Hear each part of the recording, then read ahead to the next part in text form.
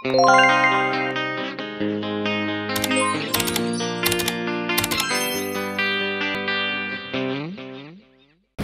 everyone, so short video lang po ito.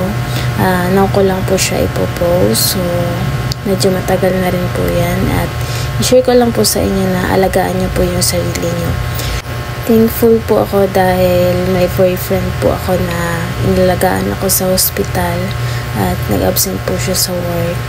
At ayun, pagkatapos po nilabahan niya po yung mga labahan ko at inalagaan niya po ako.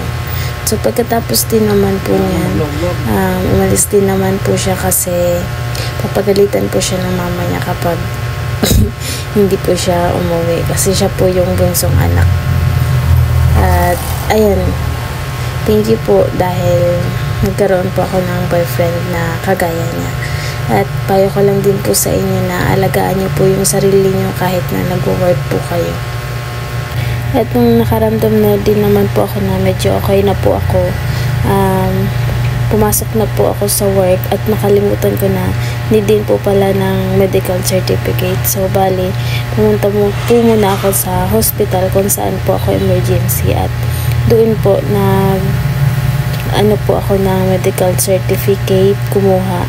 At nakakatakot nga po pala dyan dahil mag-isa lang po ako niyan.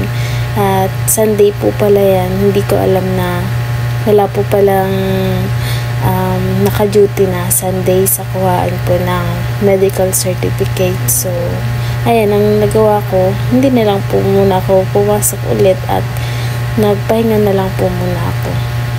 Yun lang guys, thank you for watching, and please no skip ad and please subscribe po, at maraming salamat po sa palaging pagsuporta niyo po sa akin, at ang hindi niyo po pag-skip ads ay malaking tulong na po. Thank you po, at mag-iingat po kayo palagi. Bye bye.